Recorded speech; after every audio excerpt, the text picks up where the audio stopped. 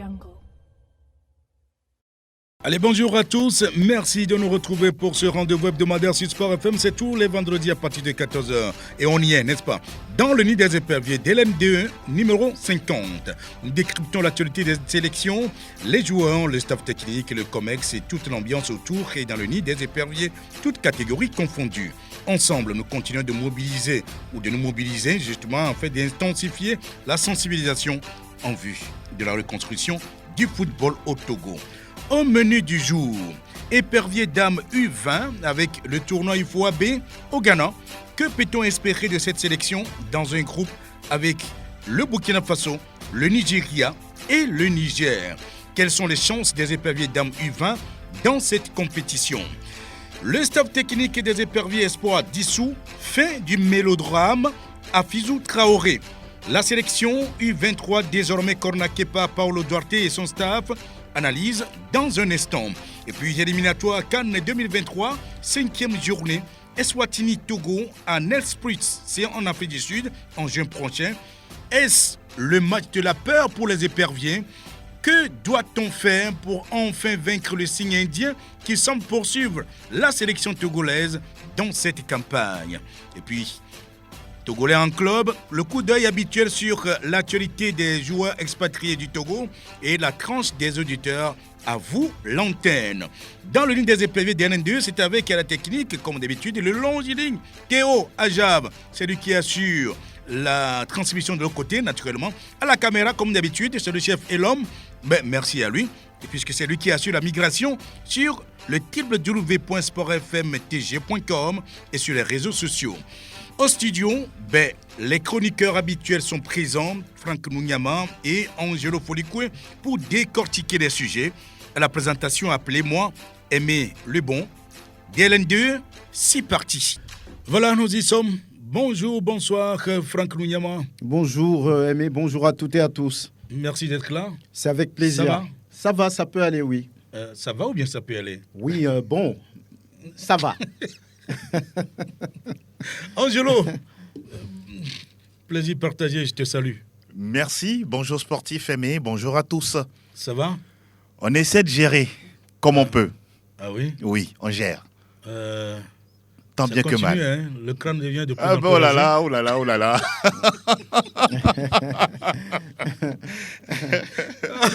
Ah, la jeunesse. Bon, alors, on va revenir justement. On ouvre encore le débat, n'est-ce pas? Bien Et sûr. on commence avec un premier sujet. Les éperviers dames, U20 justement, qui sont actuellement à Koumassi. Elles sont arrivées, ces jeunes dames-là, là-bas, avec donc, tout le staff. Pour le tournoi UFOAB, c'est au Ghana. Et que peut-on espérer justement de cette sélection dans un groupe, attention, avec le Burkina Faso, Le Niger, Le le Niger. Nigeria. le Nigeria, Franck? Bon, je ne sais pas trop. C'est une première pour cette catégorie de pouvoir jouer au niveau de l'UFOAB. C'est un essai, on va dire. C'est une sélection qui est mise en place, on va dire, un peu à la va-vite. Il n'y a pas de championnat. D'ailleurs, lorsque vous regardez du côté des dames, pas de championnat cette saison parce qu'on a annoncé beaucoup de difficultés. Et je ne sais pas trop où est-ce qu'on a pu trouver les filles qui font moins de 20 ans. Et C'est dans les qui écoles, vont- hein? Ah bon, on va voir qui vont s'essayer sur cette compétition là-bas à Koumassi au Ghana. Il y a eu un match amical la dernière fois contre le Bénin. Le Togo a encore perdu 1-2. C'était pour mettre un peu les filles dans l'ambiance de ce qu'il va se passer un peu du côté de Koumassi. C'est un essai. Je ne sais pas s'il faut trop se prononcer sur ce qui va être fait. Bon, on les verra à l'œuvre pour pouvoir nous prononcer. Angelo, vous avez déjà eu à suivre leur séance d'entraînement, naturellement, vous y étiez. Je ne sais pas si vous avez suivi également le match contre le Bénin. Et cette défaite, 1-2, justement, c'est le seul match Oui. qu'elles ont disputé. Mais comment vous avez trouvé ce groupe Alors, nous avons eu l'opportunité justement de suivre ce match la dernière fois au stade de Kégué. Dans l'ensemble, c'est une équipe qui est naissante et qui a, je peux dire, du potentiel qu'il faut vraiment peaufiner avec le temps. Et là, ça me laisse un peu divisé. Aujourd'hui, vous avez posé la question, que doit-on attendre de cette sélection? Je peux m'aventurer en disant rien. Ah oui? Rien, parce que c'est une première pour ces moins de 20 ans, recruter ça et là. Pour les autres aussi, hein? Oui, on peut le dire ainsi, sauf que sous certains horizons, il y a un semblant de travail en amont. Ouais. Donc, chez nous, c'est une nouveauté. Et il y en a des joueuses qui viennent de FSA, le centre de formation, Swallows, Étoile féminine, encore d'autres clubs un peu partout, hein, sur toute l'étendue du territoire, où on est allé voir cette catégorie-là. Maintenant, quand on considère le jeu produit sur le terrain face au Bénin, on les surnomme les Amazones. J'ai vu une équipe qui arrive un temps soit peu à sortir les balles, mais c'est la cohésion qui n'est pas encore au rendez-vous. Arriver à enchaîner 2-3 passes de suite et aller de l'avant, là, c'est compliqué. On a vu également le manque de lucidité dans la surface de réparation. N'eût été ce but marqué par Tatiana Kayaba la dernière fois. Mais le Togo avait tellement d'occasions en première période parce qu'elle avait pris par le coup cette équipe du Bénin qui était étouffée. Et donc, c'est après que le Bénin a pu sortir la tête et poser le jeu. Donc, en résumé, Théophile Pakpokoumi est à Koumassi avec une équipe qui n'a pas d'expérience, qui n'a pas eu l'occasion, en tout cas les joueuses, de jouer ensemble sur le temps, sur la durée. Et pour moi, elles sont allées pour apprendre, excusez du peu, mais c'est la réalité. Et peut-être sur 3 matchs, pourquoi pas, au pire des cas, revenir avec une victoire, mais de façon globale, je me dis qu'il ne faut pas forcément attendre un exploit de la part de cette sélection. En tout cas, on va écouter, justement, vous en parlé tout à l'heure, Théophile Pakpokoumi, justement, c'est le sélectionneur de cette catégorie des dames, U20, justement, et qui se retrouve actuellement donc, à Koumassi. On va l'écouter parlant du groupe d'abord. On va évoluer dans un groupe coriace et à le Nigeria, mais ici c'est 8 premières. Chacune des équipes a une chance. Si on veut aller dans le palmarès, on va dire que le Nigeria n'est pas favorite, mais il y a quand même de la place pour les autres équipes également. Sur le plan psychologique, comment vous comptez travailler avec vos filles pour ne pas avoir peur de l'adversaire? Ne vous inquiétez pas, c'est notre métier, donc on va faire tout pour les remonter moralement. C'est très important. Parce qu'il y a toujours des matchs comme ça qui arrivent, mais il faut toujours, en tant que coach, il faut faire tout pour remonter le moral des filles. Voilà, il faut leur remonter le moral. C'est ce qu'il dit, hein, Angelo. Vous l'avez trouvé serein? Oui, serein, mais je pense aussi que ayant plus l'habitude... Déjà, il a dit, ne vous en faites pas. Donc, ça veut dire que... J'avais fait même une relance que j'ai enlevée, je lui ai dit, je suis inquiet. mais il a dit, non, bon, ne vous inquiétez pas.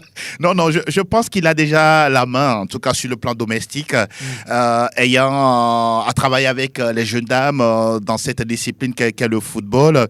Je pense qu'il a quand même la mesure de pouvoir gérer ce groupe-là. Maintenant, je pense que la confiance intrinsèque des joueuses, c'est là où, pour moi, il y a le défi. C'est-à-dire qu'on parle du Nigeria, très souvent dans la tête, le Nigeria, c'est l'ogre. Bon, le Niger inconnu, le Burkina Faso également, où les choses semblent bien mieux organisées. Et une première, le cœur sûrement va battre énormément avant le coup d'envoi, mais peut-être, qui sait, elles vont commencer à trouver leurs repères, à trouver les failles qu'il faut.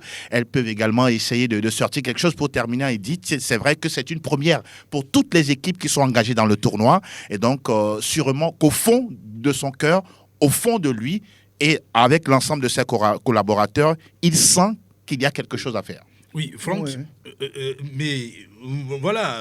Et pourtant, Pakpokoumi promet, avec sa sélection, de belles performances, en fait.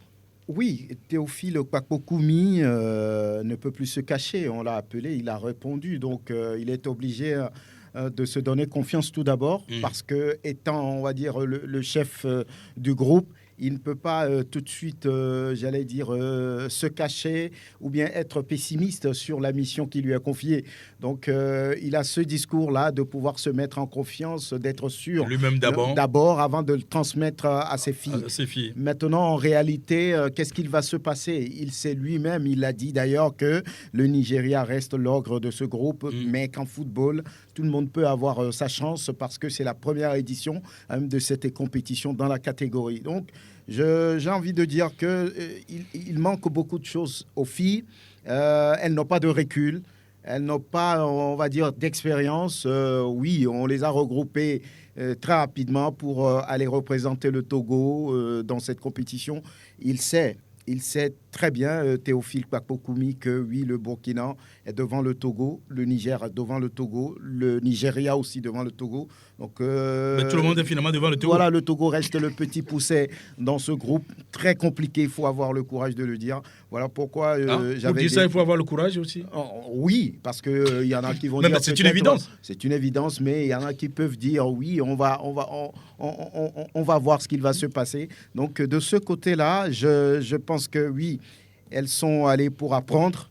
Elles sont allées pour vivre un peu une certaine expérience à la matière, pour préparer l'avenir. Donc voilà, Théophile Kpapokoumi, lui, il doit le dire, il doit transmettre cette confiance, c'est ce qu'il est en train de faire. Sinon, en réalité, il sait que le Togo doit limiter les dégâts. Et puis, Aimé, il y a également un facteur, ça, on veut juste se projeter sur l'avenir. Ouais. La dernière fois, quand vous voyez un peu l'attaque du Bénin, sincèrement, vous allez voir une demoiselle qui a un grand gabarit, et même les supporters ou les fans se posaient la question, elle aussi, elle a moins de 20 ans. Voilà, donc ça pose également le problème. Elle est bien nourrie. Voilà, donc à notre niveau, on a des joueuses qui sont véloces, oui, elles se déplacent bien, mais sur le plan gabarit, il y a un souci. Donc, quand on se projette sur le match, par exemple, du Niger ou soit du Nigeria, quand on sait un peu comment la morphologie de ce côté-là se présente, c'est au-delà du défi sur le terrain technique. Je pense aussi que Kpapokoumi aura ce défi-là à relever sur le plan gabarit et surtout à arriver à se mesurer à leurs adversaires. Oui, mais sur quels aspects il compte relever le défi ? Alors, ça reste, je pense, un aspect très compliqué pour lui. D'abord, la dernière fois, il n'a pas compris le fait que le jeu ne se déroule pas comme lui, il le souhaite avec son staff. C'est en cela, il a compris, il a humblement reconnu comme quoi son équipe n'est pas encore prête. L'autre aspect également dans son déroulé de déclaration, il reconnaît également qu'il y a tellement de blessés sur le match contre le Bénin. Voilà pourquoi j'ai pris le temps de pouvoir relever certaines choses. La dernière fois, il a attendu pratiquement la 75e, 76e minute de jeu pour faire le premier changement. Et le premier changement, c'était une joueuse contre 3 côtés béninois.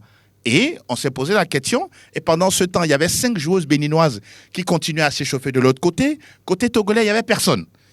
Ça veut dire que le banc même était pauvre. Voilà, donc l'image nous a fait un peu réfléchir. Il n'y avait pas de profondeur des bancs. Voilà, on s'est posé Celle qui était sur le banc ne valait pas mieux. Donc, voilà. Mais aussi, juste un petit bémol, il y en a certaines qui sont rentrées et juste en 3 touches de balle, on a senti qu'elle pouvait apporter quelque chose, mais c'était un peu tard. Mais bon, il a le temps, espérons simplement qu'il va trouver la bonne formule, la meilleure inspiration pour trouver le 11 de départ contre les prochains adversaires du Togo. On va réécouter Théophile Kpapokoumi par rapport à la sélection des U20 du Togo, justement. C'est un match âprement disputé. En première mi-temps, nous avons été méconnaissables. Il y a eu trop de pertes de ballon au milieu, ce qui nous a occasionné 2 buts. En deuxième mi-temps, on a essayé de remonter un peu. On a essayé de faire des passes, de ne pas casser les lignes, de sauter les lignes, jusqu'à ce qu'on a pu égaliser. L'équipe du Bénin a été très agressive, il faut le reconnaître. De toute façon, nous avons vu ce qui n'a pas été. Donc on va essayer de les corriger avant de jouer notre premier match. Vous pensez que ce match-là est suffisant pour lancer la compétition au Ghana? Là, nous allons tirer des leçons par rapport à ce match. Étant les techniciens, nous connaissons les forces de l'équipe et les faiblesses. Ce que le match nous a montré aussi, on a vu ça. Donc on va essayer de corriger ce qu'il faut corriger avant de jouer le premier match. Beaucoup de filles qui sont blessées. Ce qui a fait que j'ai du mal à faire les changements, c'était ça. Les miennes n'ont pas été du tout bonnes. Comme c'est une première pour elles, on va essayer de régulariser ça. Voilà, oui. Franck, voilà ce qu'il dit. Mais il reste confiant toujours. Il reste confiant. Il a vu une sélection du Bénin très agressive, bien présente dans le match. C'est Angelo qui a suivi le match, moi pas. Mais ce qu'on a constaté au vu de ce résultat, c'est que justement l'équipe togolaise manque d'expérience, manque de travail au niveau de la cohésion, au niveau de la présence physique et puis mentale. Je l'avais rappelé, on n'arrive pas à faire 3-4 passes de suite. Et on ne peut pas les accuser pour ça parce qu'on vient de les regrouper. Elles n'ont pas de recul. Donc pour avoir une sélection qui puisse être présente sur le terrain, il va falloir beaucoup de travail ensemble, d'entraînement. Mais on avait annoncé cette compétition il y a de cela quelques mois. Voilà, c'est l'habitude au Togo. On attend le dernier moment. C'est ça l'un des problèmes qui gangrène le football ici. Dans tous les cas, on va vous dire voilà. C'est une question de moyens également. Ah, mais on n'est pas obligé, s'il n'y a pas les moyens, on n'est pas obligé de on n'a pas dégagé vite les moyens. Et bon, maintenant... oui, au moment où elle dégage, en tout cas, c'est pas aussi conséquent, donc il faut attendre. Il faut attendre. Bon, avec les résultats qui vont suivre, voilà. Et c'est un peu difficile tout cela, mais bon, je crois que on va suivre donc cette compétition qui commence ce samedi. Commence demain samedi, mais le Togo va jouer son premier match le 21. Contre le Burkina Faso, Angelo. Oui, c'est le premier challenge de Théophile Kpapokomi. Le Burkina reste également, sinon un ou une inconnue. Mais connaissant un peu la morphologie, en tout cas, de cette population, de ce pays-là, ça risque d'être athlétique. Maintenant, est-ce que les Togolaises peuvent rivaliser dans le défi physique? C'est une possibilité. Et surtout, ne pas se mettre la pression, parce que c'est un premier match. Un match nul, ce serait bien pour gagner en confiance et pourquoi pas, s'il y a la possibilité de marquer, et surtout miser sur Tatiana Kayaba, une joueuse qui va vite. Quand vous la voyez, vous avez l'impression d'avoir un garçon. Hein. Ça, je ne vous le cache pas. Elle n'a pas de tresse, c'est le cheveu au ras, mais elle est trapue, elle va vite, balle au pied également, elle est intéressante. Si on arrive à miser sur elle, surtout ne pas la fatiguer, mais au bon moment, dans le bon tempo, pourquoi pas, elle peut faire la différence dans ce tournoi. On attend cette différence, bien sûr, Franck. Le premier match va rester très important. Parce qu'on rentre dans la compétition, il va falloir un bon discours pour permettre quand même aux filles de s'intégrer, de s'adapter rapidement, puisque c'est leur premier essai. Donc, il va falloir pas leur mettre aussi trop de pression. C'est vrai que le Burkina, quand on compare ce qui se fait dans ce pays, a un certain avantage. Mais on peut dire qu'en football, surtout chez les dames, tout peut arriver. Mais il va falloir jouer pour espérer quelque chose. Pour juste ajouter quelque chose, la dernière fois, j'ai encore constaté que pour gérer les filles sur le terrain, que ce soit côté béninois, côté togolais, c'était tellement pénible pour les coachs. Parce que ça crie, ça parle à tout moment, histoire de les réveiller pour qu'elles soient vigilantes sur les sorties de balles, les deuxièmes ballons, des coups de pied arrêtés. C'était, je peux dire, un exercice de voix continuelle jusqu'à la fin des 90 minutes. Donc, le discours, Franck en parle. Je pense que c'est quelque chose de très, très important pour justement ces demoiselles-là qui sont à la découverte d'une telle compétition. Et vivement, on ne peut que croiser les doigts pour la sélection togolaise. En tout cas, on attend, comme nous l'avons dit, Théophile Kpapokomi, bien sûr, avec sa sélection. On va les suivre à partir de demain. Et je rappelle que le premier match pour le Togo, c'est le 21 mai prochain contre le Burkina Faso. Après, on va jouer contre le Niger et le dernier match serait contre le Nigerie. Et second sujet, en tout cas, le staff technique des éperviers Espoir dissous. Certains semblent pousser, donc un ouf de soulagement. Est-ce la fin du mélodrame à Fizou Traoré, Angelo? Est-ce la fin? L'information que nous avons, c'est qu'Afizou n'est plus aux commandes. Et donc, on pourra peut-être dire que c'est un semblant de solution trouvée. Même si personnellement, je ne suis pas content de cette manière ou de cet ajout de charge de travail à Paulo Duarte.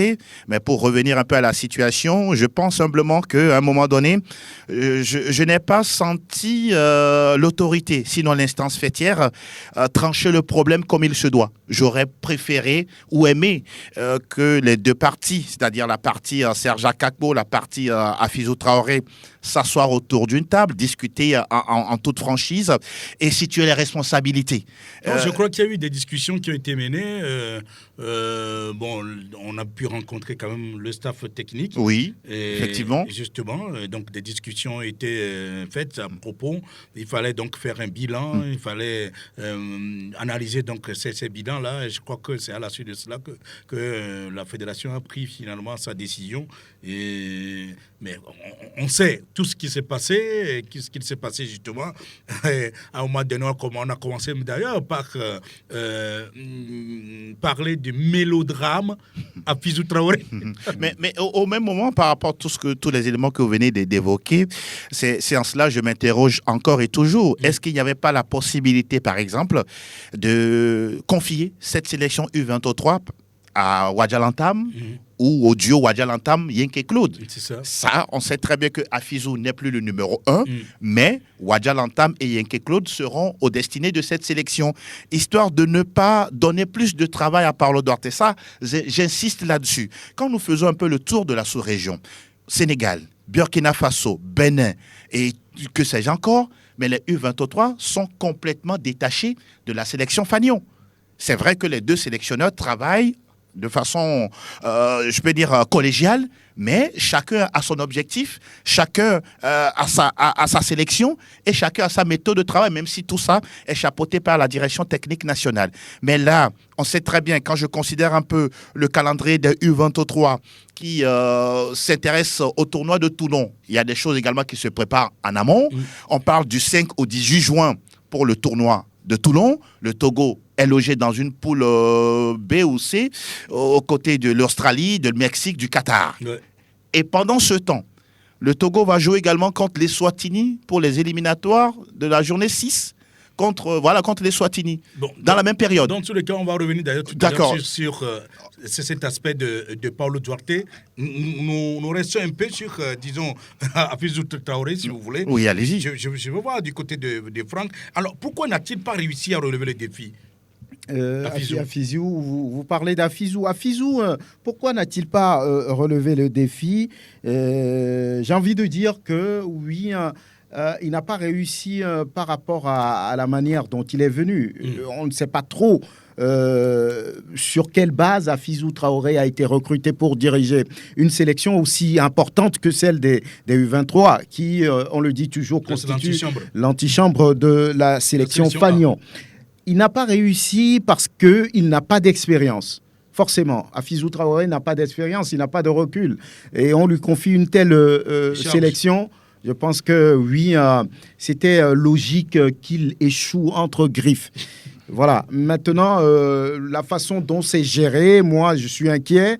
Parce que, est-ce que Paulo Duarte a le temps? Il a tous les problèmes avec la sélection Fanion d'abord. Et on lui rajoute encore les U23. Je pense qu'on va en reparler. Pour moi, ce n'est pas la bonne façon de traiter les choses. C'est aussi, pour aller un peu plus en profondeur, ça pose le souci de management, c'est-à-dire de la connaissance du profil de l'entraîneur que la fédération a mis à la tête justement des U23. C'est ça. Oui, nous avions ouï dire comme quoi il a des diplômes, il a la connaissance livresque, mais sur le terrain, ça laisse à désirer. Encore qu'on lui confie une sélection. Et à ce niveau, ce n'est pas la U17, ce n'est pas la U20, c'est, je peux dire, presque la sélection A qu'on lui a confiée.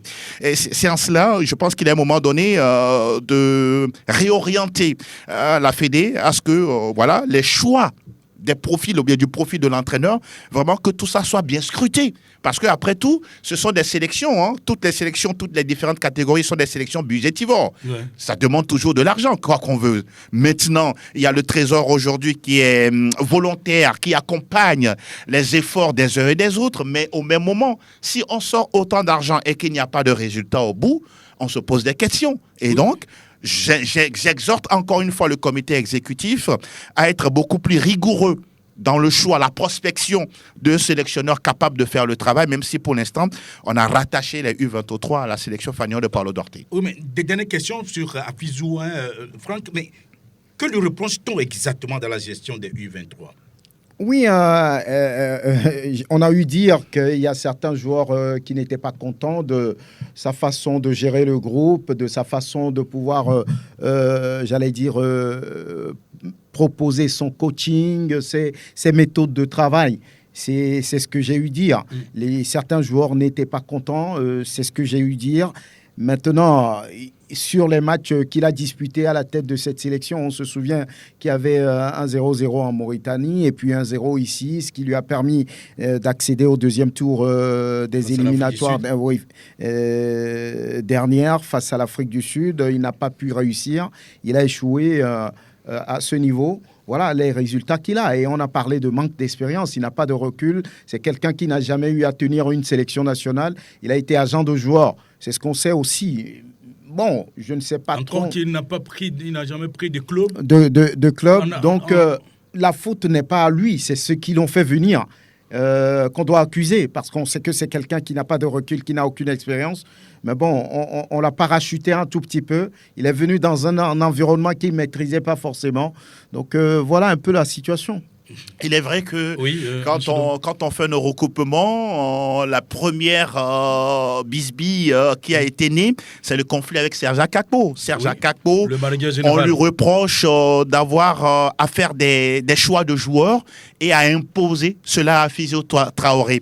On a même entendu comme quoi sur un match, je sais pas, en Mauritanie, oui, je suis précisément en Mauritanie, où Serge Akakpo n'était pas sur le banc, mais il a concocté en tout cas une fiche de joueurs remplaçants et a demandé à Afizou à ce qu'il puisse respecter cela. Or, à un moment donné, quand vous me donnez le pouvoir, je suis comptable des résultats par rapport à la responsabilité que vous m'avez confiée. Et donc, Afizou, à un moment donné également, a voulu poser son veto en disant, tiens, c'est moi le patron, même si l'idée la conception vient de vous, mais aujourd'hui, c'est moi qui suis le gestionnaire. Donc, c'était la première brouille. La deuxième brouille, je pense que la gestion de l'effectif, justement. Il y a des joueurs qui sont arrivés de l'extérieur, qui n'ont pas eu de temps de jeu. Et pourtant, ce sont des joueurs qui, quand on considère un peu les observations des uns et des autres, qui, dans leur club d'origine, sont, on pourra dire, des joueurs tellement protégés et aimés de leur club. Sauf que, au niveau de la sélection, ils n'ont pas été pris en compte. Et ça aussi, ça a créé un problème. Ça a créé des frustrations. Merci beaucoup. Le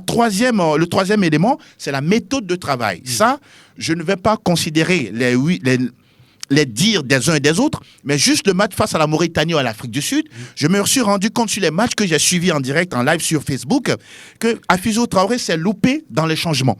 Ou à un moment donné, le match face à l'Afrique du Sud, le Togo avait besoin de gagner ce match et d'espérer une probable qualification, mais Afizou s'est terré à jouer en arrière en faisant sortir un joueur de milieu de terrain, en faisant rentrer un défenseur. À un moment donné, on s'est posé la question, mais attendez, avec la ribambelle de joueurs qu'il a sur le banc et faire un tel choix, il y a problème. Et puis terminer, par exemple, sur le manque d'expérience tactique. Là aussi, Afizou s'est loupé. C'est ce que soulignait Franck, surtout. Donc, pour dire que simplement, voilà le lot, en tout cas, de ce qu'on reproche à Afizou de ne pas avoir réussi à la tête des U23. Oui, je crois que c'est bien dit, mais déjà la bisbille, en tout cas, Serge Akakpo aussi s'était expliqué donc, par rapport à cela, pour dire oui, ben, écoutez, moi je ne fais que transmettre les autres, ou plutôt comment on dit ça là, oui, les décisions de Paulo Duarte qui, enfin, voulait voir évoluer certains joueurs, machin, tout cela. Bon, tout ça là, bon, écoutez, ce qui est sûr, oui, il y a eu cette crise, n'est-ce pas, qui est née, qui a commencé donc entre le manager général et qui est d'ailleurs le concepteur de ce projet. Exactement. Exactement. Et le sélectionneur Afizou. Est-ce qu'il est le manager général? Parce que véritablement, on n'a pas vu de nomination ou bien de papier attestant. Il est le manager de toutes les sélections. Oui, c'est ce qui a été dit par rapport au team manager qui avait avant. Je sais pas, Batema. Mais lui, il a plutôt la charge de manager général. de la FTF donc, concernant les sélections nationales. Alors donc, oui, c'est le titre qu'il a. Donc, il a signé son contrat par rapport à cela, manager général plutôt que team manager. Voilà donc ce qu'on peut dire. Alors, la sélection U23, désormais connue par Paulo Duarte et son staff, est-ce la solution au problème, Franck? Je ne sais pas, je ne saurais le dire. Je ne saurais le dire. C'est vrai que oui, Paulo Duarte est un homme d'expérience. Sous d'autres cieux également, on a vu certains sélectionneurs s'occuper des A et des U23. Oui. On a vu ça. Maintenant, ici, par rapport à nos réalités, par rapport à la situation dans laquelle on se trouve, est-ce que Paulo Duarte est la personne indiquée pour aller faire ce boulot? Parce qu'il semble qu'il sera à Toulon. Il va faire 2 matchs avec la sélection avant de revenir pour préparer les matchs du Togo. Je pense que si c'est le cas, il va être un peu dispersé. Les matchs qui viennent pour la sélection A, ces matchs ont besoin de beaucoup de concentration. Mais c'est vrai aussi que lorsque nous avons posé donc des questions par rapport à cela, je ne sais pas si vous avez ces éléments-là, bon, c'est vrai, l'équipe a été rattachée donc au staff technique de la sélection A, mais selon donc certaines indiscrétions, il devait désigner quelqu'un de son staff, un de ses agents, justement pour gérer donc cette situation, notamment le Burkinabé ou bien Jonas. Jonas. Non, pas Jonas non plus. Je crois que ça doit être l'entraîneur des Gaules, c'est ça? Non, je veux dire que c'est ça. Ce n'est pas aussi l'entraîneur de Gaulle, mais je crois que c'est le vidéaste ou bien quelque chose comme ça, qui est aussi un entraîneur en réalité, mais qui a été transformé pour devenir vidéaste. En tout cas, ce serait un membre du staff technique qui l'aura désigné. Est-ce que ce n'est pas de la tombola? Parce que là, bon, c'est un peu bizarre. Mais bon, c'est ce qui est sûr. C'est que lui-même ne pourra pas directement le faire. Il faut qu'il désigne quelqu'un d'autre. Dans tous les cas, il y a tellement de gens là-bas, quand même au niveau du staff technique, qu'on peut décharger un tout petit peu. Bon, quelqu'un qui est plus proche de lui, n'est-ce pas, et qui peut lui faire le travail qu'il veut. Bon, à peu près, je crois que c'est ce qu'on m'a laissé entendre par rapport quand j'ai posé donc la question, donc de voir comment ça pourrait être géré naturellement. Alors donc, mais oui, ça pose toujours problème. On a toujours eu le loisir de ressortir le problème de manque de joueurs. Voilà pourquoi aujourd'hui notre sélection est en train de souffrir. Mais là, pour voir un peu plus loin, oui, on peut dire qu'on a un problème également de technicien. Il est vrai qu'il est arrivé avec son staff technique. Mais là, sa mission première, c'était de pouvoir tout faire, reconstruire la sélection A et justement entamer des qualifications où, à un moment donné, le Togo va reprendre son flambeau pour être beaucoup plus au rendez-vous des compétitions continentales. Mais rappelez-vous qu'au départ, c'est justement lui qui avait la charge de cette équipe U23. Oui. À Antalya. Oui. On ne le refuse pas. Mais au même moment, je me dis, mais est-ce que depuis le départ, c'était la meilleure formule? Voilà pourquoi, à un moment donné, lui-même, je pense humblement, avec son côté intelligent, qu'on connaît son expérience, il a décliné cette responsabilité en demandant qu'on puisse nommer d'autres personnes qui ne soient pas forcément de son staff à la tête des U23. Et aujourd'hui, s'il accepte de nouveau de récupérer, entre guillemets, son truc, je me dis que... oui, son truc. Alors là, il faut réfléchir autrement. Et aujourd'hui, vous pensez que... Voilà, je reviens encore sur ma déclaration tout à l'heure.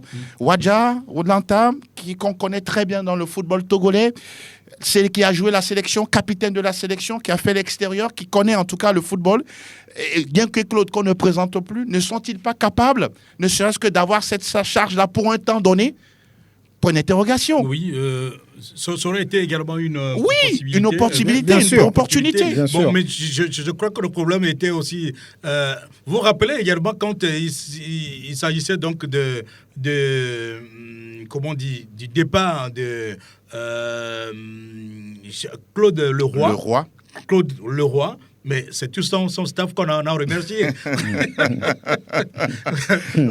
Est-ce que quelque part, ce n'est pas aussi ça qui a fait que, la tête n'étant plus en odeur de sainteté, on n'a plus voulu, donc, au lieu de laisser partir Afizou tout seul, on dit,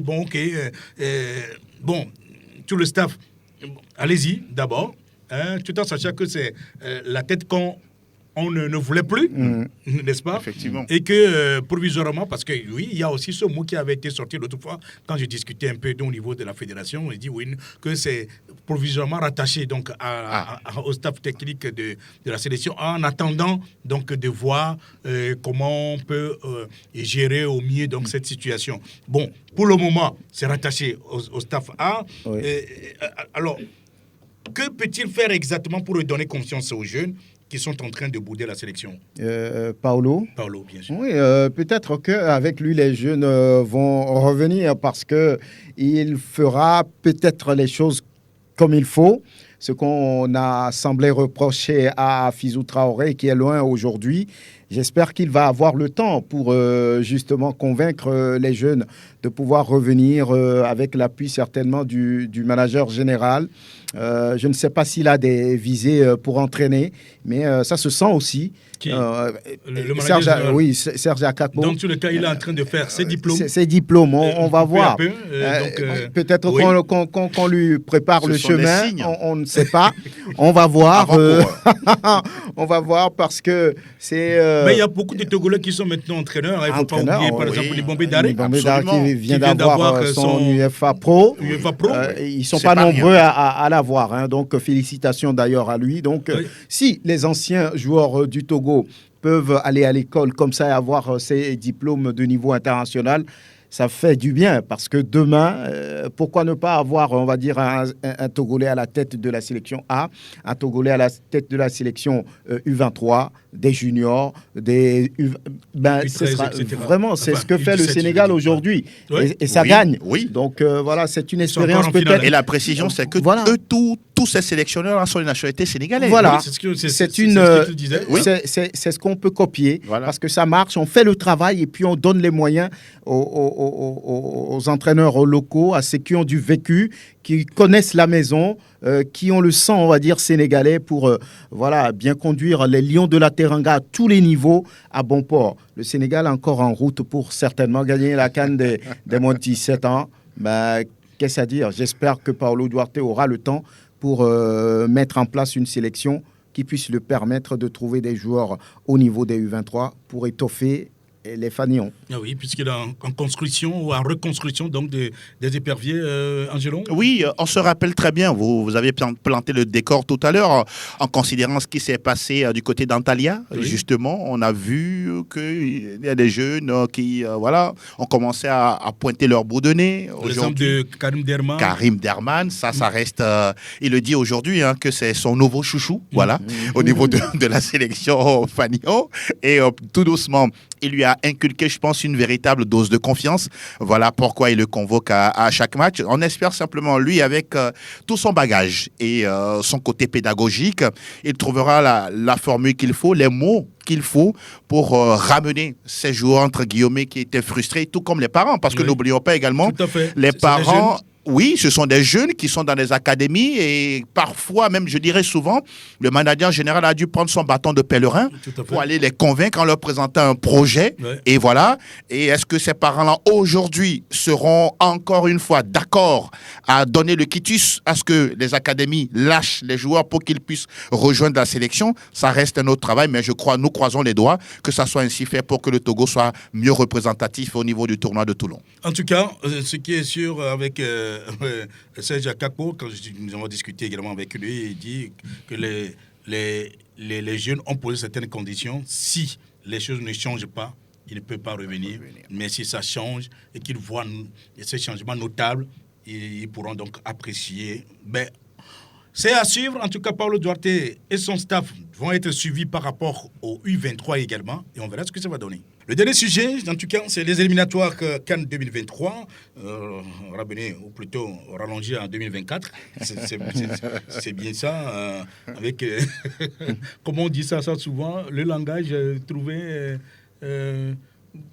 pour décaler là. Je cherche le mot avant.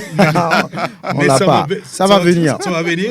C'est la 5e journée qui va se disputer très prochainement avec les Swatini qui rencontrent le Togo à Nelspruit. Ah oui. En Afrique du Sud. En Afrique du Sud. Ah, ça rappelle des choses. Ça rappelle des choses. C'est un jeu prochain.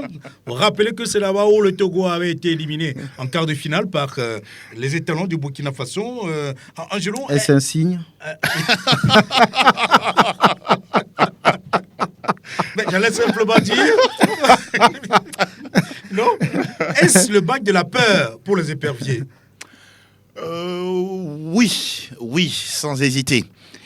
Parce que, mine de rien, il y a ce semblant d'espoir qui existe dans les analyses des uns et des autres, avec des si et des si et des si.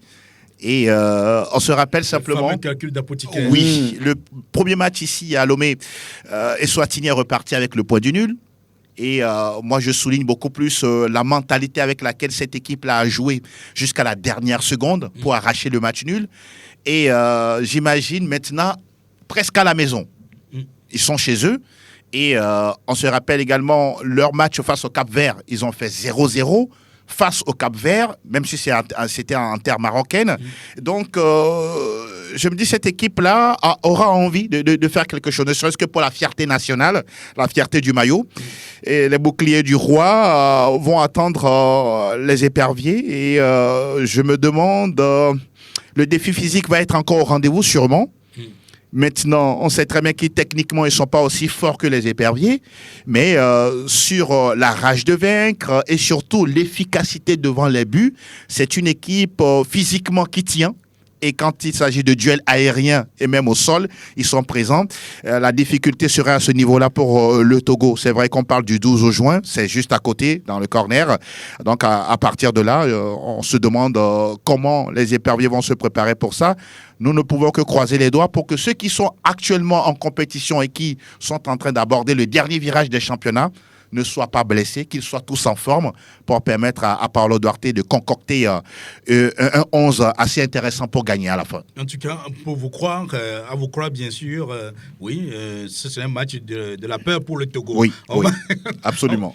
Avant d'avoir Franck, je voudrais donc faire écouter Paulo Duarte, justement, par rapport, disons... ces matchs-là, comment il se prépare. On l'écoute par le Duarte. C'est la qualité individuelle qui fait la force collective. Et après, la qualité individuelle, même si nous sommes un peu moins qualitatifs que les autres, on a de potentialités. Mais cette potentialité, on doit le montrer dans l'efficacité. Le football, c'est efficace. C'est pas crier pour rater. Qu'est-ce qu'il fait qu'ils ne sont pas efficaces, justement? Je préfère crier 2 opportunités aux 3 et marquer une, que crier 6 et 7 et ne marquer pas. C'est ça la réalité. Et aujourd'hui, l'équipe ne gagne pas de stabilité à cause de cette efficacité. Parce qu'une équipe, ma défense est bien organisée, l'équipe est bien organisée dans le processus offensif, on travaille bien la transition défense-attaque, on va pour l'attaque avec qualité, on crée une situation. Mais dans la réalité, la défense donne le temps à l'équipe de marquer. La défense donne une stabilité aux attaques pour marquer. Une chance, tu auras 2 chances, tu auras 3 chances. Et ça commence à énerver l'équipe. Et après, si tu as un adversaire qui est qualitatif, tu as des joueurs qui jouent à haut niveau, qui jouent partout dans le meilleur championnat du monde, la qualité individuelle fait la différence. Oui, et vous avez 2 matchs qui arrivent dans lesquels il faut forcément gagner pour espérer. Et vous parlez de manque d'efficacité, des joueurs qui se loupent sur des ballons qu'ils peuvent mettre au fond. Mais sur les 2 prochains matchs, qu'est-ce que vous allez faire? Ça veut dire que oui, on peut penser déjà à l'élimination du Togo, puisque l'efficacité n'est pas au rendez-vous, les joueurs ne marquent pas. Mais qu'est-ce qu'on peut penser par rapport aux 2 matchs qui viennent? Travailler, il n'y a pas autre chemin. C'est travailler. C'est travailler la finition encore. C'est travailler. Je ne peux pas hypothéquer toute notre qualité d'organisation, de travail, qualité de joueur, évolution, rénovation d'équipe. Je ne peux pas hypothéquer parce qu'on rate. Parce que nous, on ne cherche pas victoire. On cherche des objectifs. Qualification, grandir, évoluer. Une victoire à nous, c'est le chemin pour la 2e victoire. On cherche ça. Mais c'est comme ça. Si tout ça, quand tu me demandes si le travail est bien... Non, dans ma tête, je vais faire tout le possible, l'impossible pour que l'équipe soit en l'aise, pour que l'équipe soit confiante, pour que l'équipe soit plus forte chaque match, pour que le sporteur croit plus en nous chaque match. Beaucoup disent aussi que sur les changements, vous loupez des fois. La dernière fois, Bien sûr, par exemple, bien sûr. on a fait rentrer, par exemple, le milieu de terrain, Nyama Akate, alors que l'équipe voulait marquer. Il y avait Samuel Asamoah sur le banc. Souvent, le public vous accuse d'avoir manqué les changements pour renforcer les performances de l'équipe dans les dernières minutes, pour aller chercher l'adversaire. Oui, mais on crée 5-6 situations chaque match. C'est un peu bizarre ça. Mais ok. Non, il y a des choses que le journaliste ne sait pas. Par exemple, cette chose, parce que je parle avec le joueur, Bebou m'a dit qu'il doit sortir parce qu'il se sent pas à 100%, une fatigue dans la hauteur, je ne sais pas si la hauteur c'est quelque chose, qu'il dit que 15 minutes plus 20 minutes, je dois sortir. Donc, sur le banc, j'ai 3 attaquants. J'ai Denke, j'ai Oro, j'ai Ouattara. Donc, par exemple, David Enen, même chose. Mais il vient d'une blessure. Est-ce qu'il était important qu'il joue ce match-là? Quel match? La dernière fois, puisque vous dites qu'il revenait d'une blessure. On joue dans un système 3-5-2. Je ne vais pas jouer avec 5 défenseurs.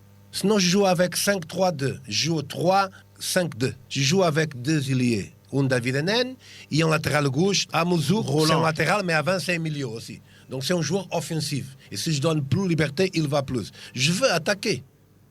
Voilà, donc cette discussion que vous avez eue, Franck, avec lui, avec Paulo Duarte, dites-nous, alors, que doit-on faire pour vaincre le signe indien qui semble, j'allais dire, poursuivre la sélection togolaise dans cette campagne? Je ne sais pas. Oui, pour l'instant, l'équipe n'est pas stable quand on parle d'efficacité. La défense, il dit que c'est bien organisé, mais n'oubliez pas que la défense a encaissé 6 fois sur 4 matchs. Ouais. Donc, je pense qu'il y a beaucoup de travail. C'est là où se retrouvent toutes les inquiétudes. Oui. Angelo, ne forçons pas les choses.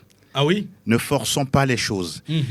Quand vous avez l'occasion d'interviewer tous les entraîneurs de football togolais, ils vous diront la même chose. Le joueur togolais a du mal à marquer dans la surface de réparation. Donc, c'est un mal profond. Donc, il faut marquer où? Non, mais... Peut-être en frappant de loin. Oui, c'est l'inefficacité. C'est une situation. Oui. Même sur les coups de pied arrêtés, on n'est pas au rendez-vous. Ben... Bon, je ne sais pas s'il continue à y croire et voilà. Vivement que le Togo puisse en tout cas faire le bon résultat. Mais la qualification, je le dis et je le répète, s'il nous plaît, comprenons que c'est déjà grillé. Oublions cela. Travaillons et la prochaine CAN, les 2 prochaines CAN, on pourra mieux se positionner. D'accord, on reviendra toujours sur ce sujet des éliminatoires de la CAN 2023. Oui, quand on ne marque pas dans la surface de réparation, il faut aller marquer dans le ciel. Bon, ou plutôt dans le vestiaire. Bon, alors, donc, on revient tout de suite. Allez, et on retrouve Angelo Folikoué, justement pour sa rubrique. Oui, Togolais de l'étranger, un coup d'œil? Oui, un coup d'œil pour dire que Paulo Duarte, en tout cas, a des joueurs, pourquoi pas? Il a des joueurs. Oui. Sauf qu'on ne peut pas marquer dans la surface de réparation. Il ne marque pas. On va parler d'Ilas Bebou qui continue d'engranger des minutes avec Ofedem. La dernière fois, il a quand même eu à disputer 85 minutes du match, même s'ils ont perdu en championnat. Frédéric Ananou, il est de retour à la compétition. Il a joué juste 3, 4, 5 minutes avec Hansa Rostock en D2 Allemagne. Djinda Konam, lui, il est intouchable avec Ritafe, mais c'est compliqué pour cette fin de saison. Il a eu les 90 minutes dans les jambes, mais pour l'instant, Ritafe n'est toujours pas maintenu en Liga. Non. Kevin Denke est entré à la 65e minute pour son club de Cercle Bruges, actuel 3e des playoffs de conférence. Amevor Maouna, il joue 90 minutes dans les jambes avec le FC Eindhoven. Avec Kennedy Boateng. Quelle sobriété. Oui. Voilà. Kennedy Boateng également est en jambes, 90 minutes pour lui, tout le match au plein, avec son club de Santa Clara. Même chose pour Ouro Samsudeen. Samuel Asamoah, ces derniers temps, c'est un peu compliqué. Il était sur le banc, mais il n'a pas pu disputer la moindre minute. Alexis Romao, 76 minutes disputées avec son club Dionikos. Et puis, on va terminer. On va dire. Oui, voilà, vous l'avez dit. On va terminer avec Laba Kodjo Fodo, qui a marqué encore la dernière fois 2 buts. Il a joué seulement 46 minutes, mais il a fait un doublé. Ça lui fait quoi? 26 matchs, 28 buts marqués avec son club d'Al Ain. En tout cas, on lui demande de manquer dans l'espace de réparation à Lomé. Il a fait la dernière fois. Sélection. Il a fait la dernière fois. Alors, ce serait donc sans transition que nous allons donc ouvrir la vanne pour les auditeurs dans la tranche à vous l'antenne. C'est le 92 03 60 31 ou 97 24 26 26. Allô. Oui, le bonsoir, Franck. C'est Aimé que vous avez. Bonsoir, on vous appelle. Bonsoir. Et je salue Monsieur Aimé. Oui, on vous appelle. C'est Seth depuis Blecom là. Notre ami Seth.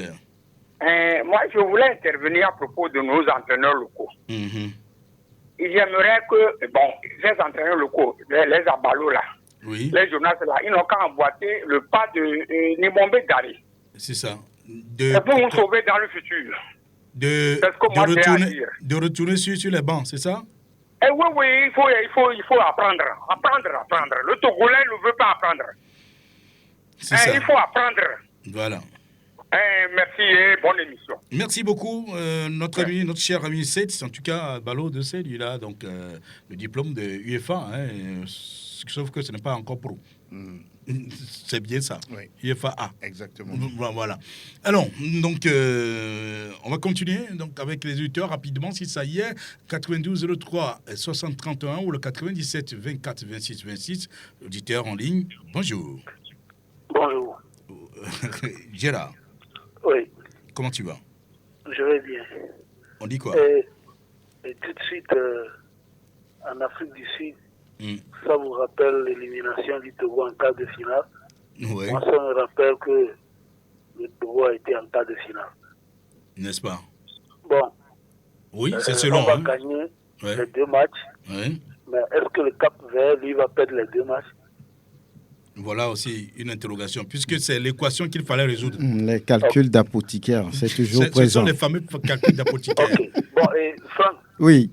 je vous avais dit la dernière fois que ça existe en football. Quoi? Il faut prendre les calculettes. Mhm. Bon, ça va se faire tant qu'on n'arrivera pas à marquer dans la surface, comme l'a dit Angelo. Ça va se faire. Très bien. Gérard, oui. Vous pensez qu'on doit marquer où? C'est ça qu'on doit demander à nos joueurs. Ah. Parce que nous, on sait que c'est dans la surface.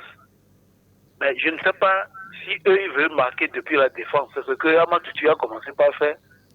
Peut-être on va suivre Amatutu pour désormais faire marquer les défenseurs. D'accord. Tout à l'heure. Merci beaucoup, Gérard. Au revoir. Oui, ça y est, 92 03 60 31 97 24 26 26. Ben, nous ne sommes pas à réagir. On va conclure et partir. Auditeur, bonjour. Alors, bonsoir. Oui, comment ça va? C'est Rachad de Zangara. Pardon? Rachad de Zangara. Rachad. Oui. De Zangara, oui. Oui. Allez-y. Merci à nos éditeurs. Oui. Moi, je voulais parler aux dirigeants du foot. Oui. Comment ils ont bien fait limoger notre coach là. Ils n'ont qu'à faire un effort pour faire tout pour qu'on limoge aussi les entraîneurs étrangers. Ce n'est pas seulement les entraîneurs locaux qui vont forcément limoger vite. Alors, vous voulez qu'on limoge qui? Paulo Duarte, c'est ça? Pas seulement lui, mais n'importe quel entraîneur étranger là, qui ne fait pas du bien, à limoger vite. Il gaspille de l'argent. Ah, il nous gaspille de l'argent. Ah, donc, l'auditeur pense qu'il faut renvoyer rapidement Paulo Duarte et tout son staff. Ouais, bon, voilà. Franck, ça y est. Hein? Ah, bon, c'est son avis, c'est son opinion. On est à la fin, on le respecte, justement, cette voilà. opinion. Alors, on dit quoi? Non, ça a été un plaisir. Et puis, voilà, beaucoup de courage aux filles qui sont à Koumassi. Et puis, vivement juin pour voir ce qu'il va se passer. N'est-ce pas? Angelo. Merci, Aimé. On se dit à bientôt. À bientôt. C'est vendredi prochain. Merci à Théo Ajav pour la manipulation technique. Merci également à Elom à nouveau pour la caméra. Oui, on va nous suivre donc de l'autre côté, c'est vrai. Merci bien sûr à Franck et Angelo. Appelez-moi Aimé le bon. À plus tard.